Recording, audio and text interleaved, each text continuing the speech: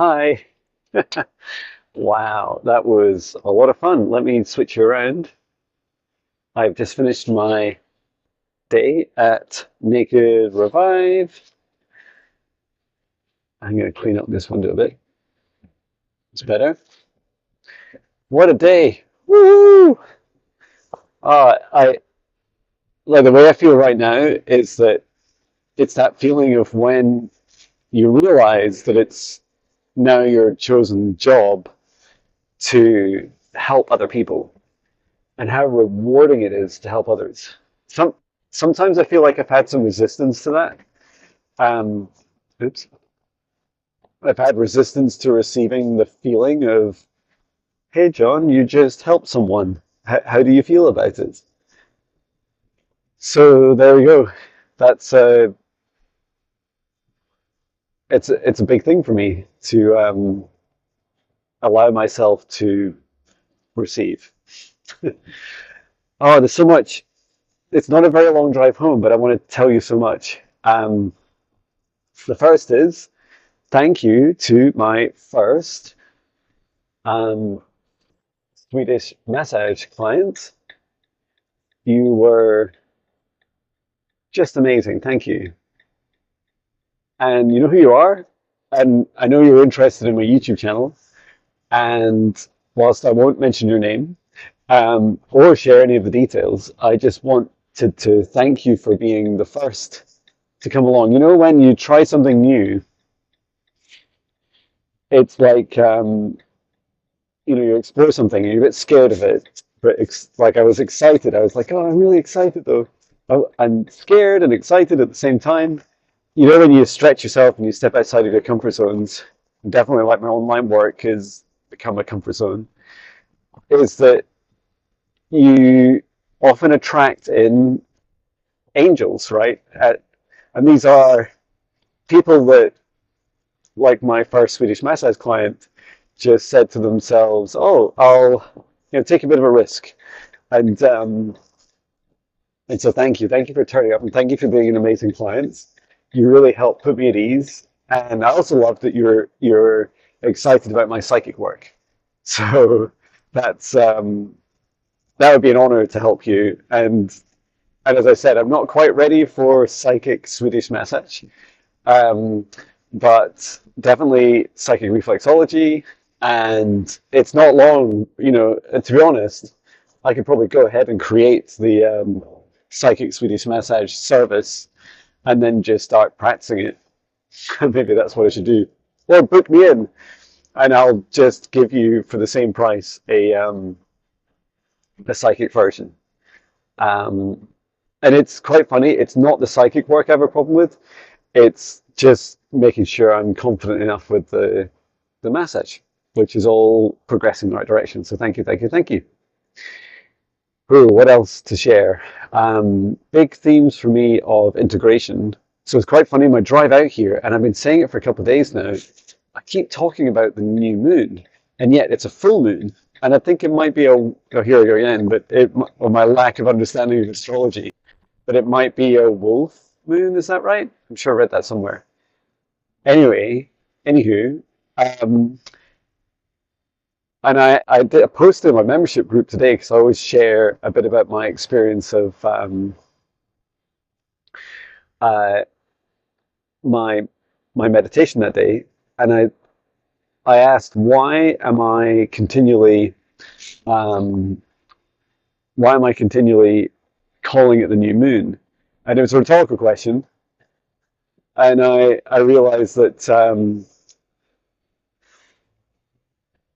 I realized that there was something I hadn't like fully integrated yet, and that is that this morning on my morning run, it is the so it's a 5 a.m. morning run, and it's just starting to get light here in Scotland. But I mean, just the very early twilight hours before sunrise. I'm not sure actually when sunrise is. Maybe like 6 or 7. I'm not sure. What I saw was the brightest moonlight I've seen in my life, it was so bright that the moonlight cast shadows on almost everything, on trees and all the branches, and it was, you could see, like, it was like street light. You know, it was as bright as street light easily, except it's coming from the moon, and looks way more magical. And so I had a bit of a chat with my guides as I'm going for my 4 mile morning run um, through the countryside. There's the moon. We're talking about the moon, and there's the moon. That's the top right, moon top right. Um, oh, that's so cool. And I was asking my guides about the moon, and just all these incredible messages were coming in. And they also seem to resonate through those synchronicities with them in today's client sessions, or should I say, recent client sessions, because it wasn't just today's. And so the first thing my guide said is it, and this helps explain why I call it a new moon, is that it's not. I mean, it's kind of the same moon, but they were saying fourth. They kept saying to me, John, fourth dimensional moon, and I was like, yeah, but the energy is really interesting. The energy feels somewhere between like lower vibration, the third dimension, and higher vibration, like fourth dimension. And they said, that's right. That's it. That's the fourth dimension. That's how it feels just now. Because up until recently, the fourth dimension was a real mess. And souls like you and I listening to this in our dream time and in our meditations and or many missions, we go off and we clear out, you know, energies, entities, beings that really you could argue shouldn't be there, and they're causing mayhem in the fourth dimension. If you've seen um, Stranger Things, the TV series, and the Upside Down, that's exactly what the fourth dimension used to look like. Look at that moon. Wow. Um, I'd love to just zoom in on it, but I don't want to crash. Um, so this clearing up of the fourth dimension is fascinating to me because it what seems to be important is it's not a gateway to the fifth dimension, but you do travel through it. So that seems to be now finally I understand why there's so much attention spent on the fourth dimension, is that it's like a stepping stone towards the fifth. I often see the fourth dimension as a place of emotions, where ghosts reside. It's like the kind of, it's almost like the non-human aspects of humans definitely exist there, or should I say non-physical aspects of humans and our incarnations and our souls have a stronger presence in the fourth dimension than they do in the third. So that's really fascinating. Um, and you'll hear a lot of people giving the fourth dimension a bad rap, but that energy feels a lot better. And then this is both through conversations I've had with my guides before, during, and after client sessions and with client guides, is this, excuse me, is that this planetary alignment that's coming up, and it's around I think January the 20th or 21st. And it's not a perfect alignment, but as I understand it, but it's an alignment. As this happens, you can imagine and this was totally new to me, that our solar system is a series of chakras. Now, I'm not saying it's the exact number of chakras that humans have, but that alignment is it's an energetic alignment.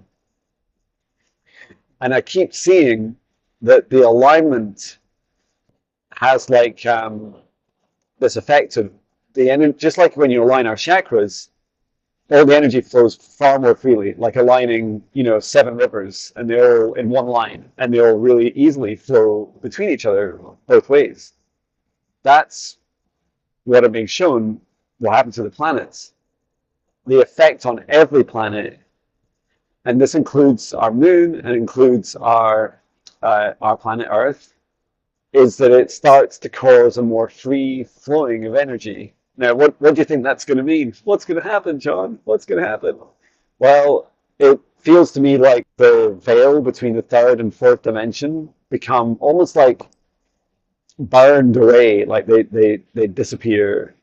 And so the veil becomes far thinner. There's still a distinction between the dimensions. There's an energetic frequency range difference, but things more easily flow between them.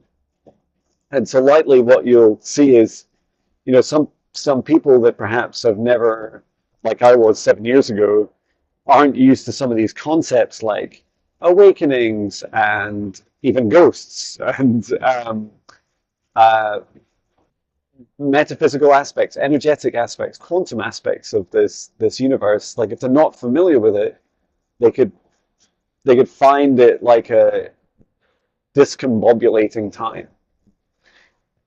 Now, some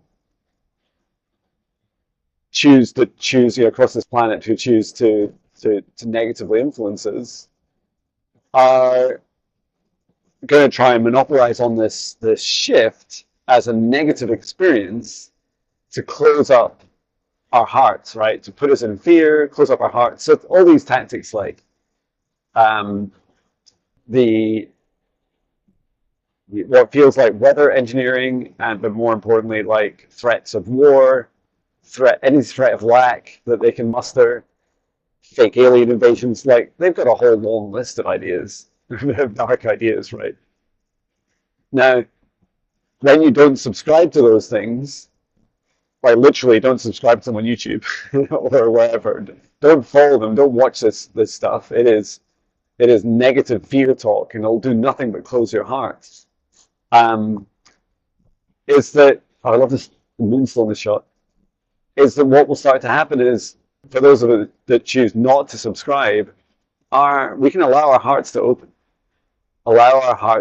up to the beauty of that continued expansive nature of this universe.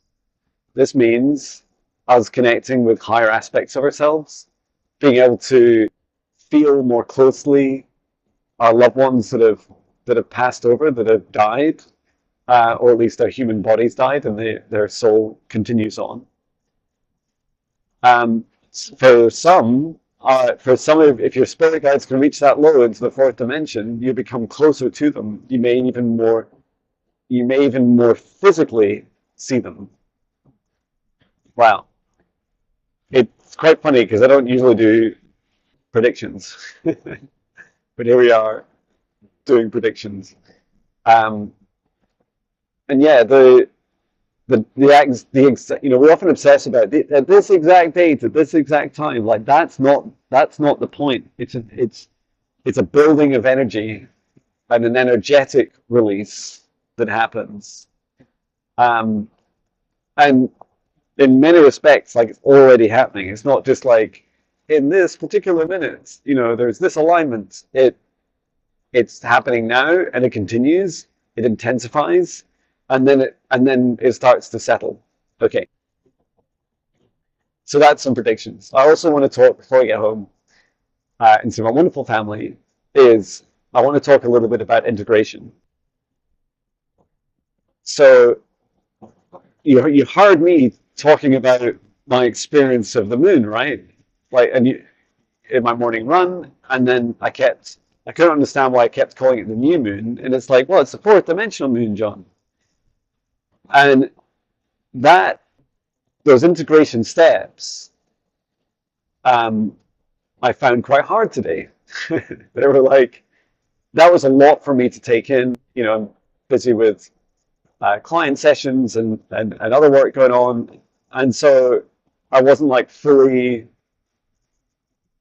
present in the moment of or the practice of integrating. And maybe this is something I should have each day is like a time for integration or an integration practice. So here's some suggestions to get you started with your integration practice. The first is, if you don't integrate something, for example, all of what you've heard in this video just goes over your head and maybe you haven't even got this far, then it's kind of useless to you. I'm not saying it's a waste of time. You might find it fun watching me drive.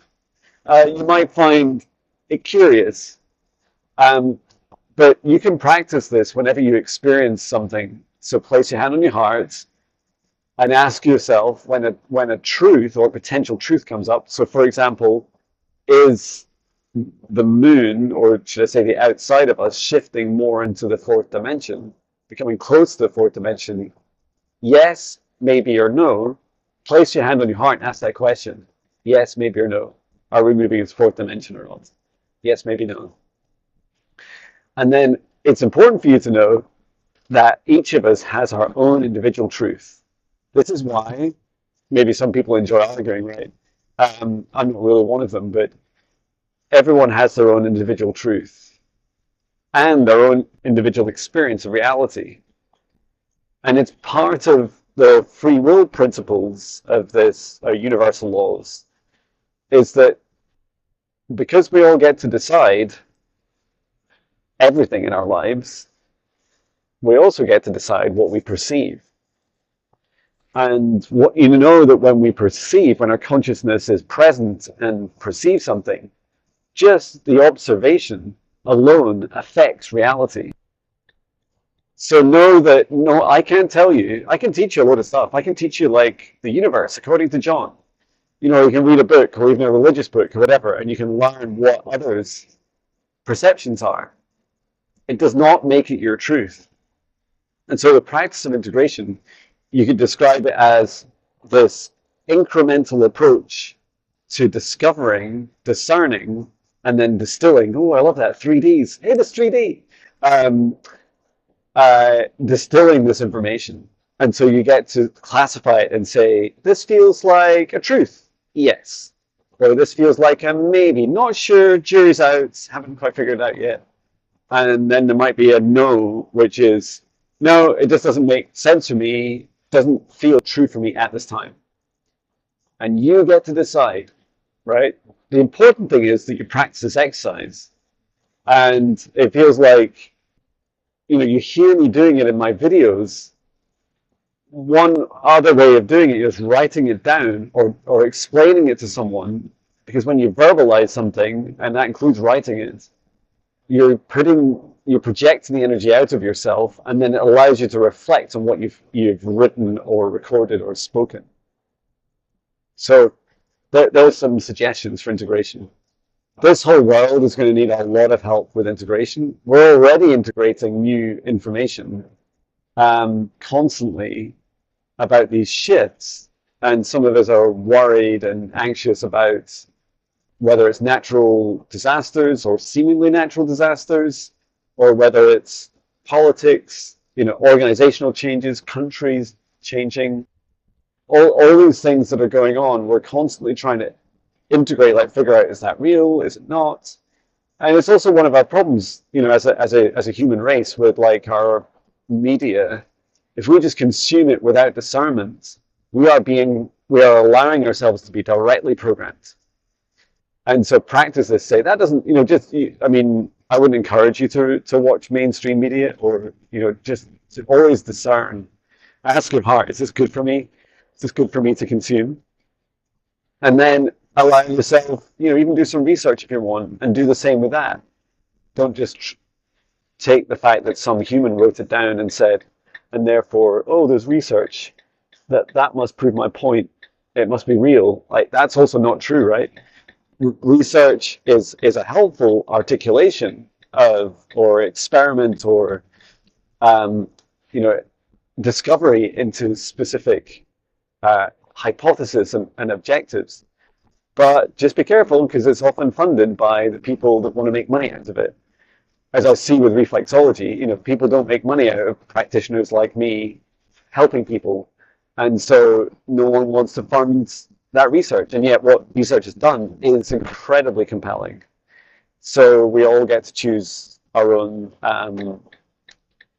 truths, right? And just discern your own truth. So yeah, that's integration. I'm looking forward to heading home, seeing my family. I have the evening off. I managed to send all my client notes on just before I left Naked Revive. It was a wonderful day there. Lovely to catch up with the with one of the owners, Alexa, and I met a couple more people as well, a couple of practitioners, which was lovely. And I must admit, um, there was one moment I was a bit I found myself a little bit in fear where there was a customer of another practitioner waiting in reception, and I was like, I could have just I offered them a cup of tea and said hello, but I could have offered them, I could have chatted a little bit about my services. I just didn't want to poach them, if that makes sense. And I found myself like kind of beating myself up a bit about it afterwards. Like, John, why didn't you do it? They were just scared. So that was an interesting experience because actually their energy they felt like a lovely person. They felt very open. So lesson learned, John. Um, Everything for a reason. And yeah, I am looking forward to tomorrow. What day is it tomorrow? So I've got live stream at 10 a.m. UK time with Natasha Rocha. We're doing mindfulness leadership podcast together live, which will be a lot of fun. Never done a live before. I've got a couple of client sessions and some stuff to do for my family or with my family. And yeah, that's me. You see, there's a football match down at the playing field next to home. Um,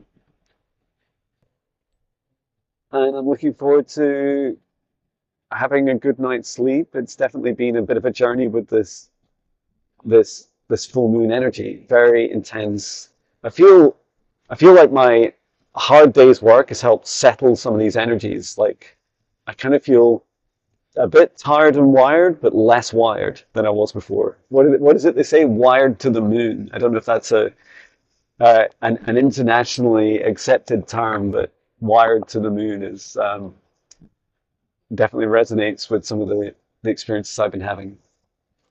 I hope you're doing well. If you ever want me to talk about specific subjects in my drives, I just really enjoy chatting with you, so thank you so much.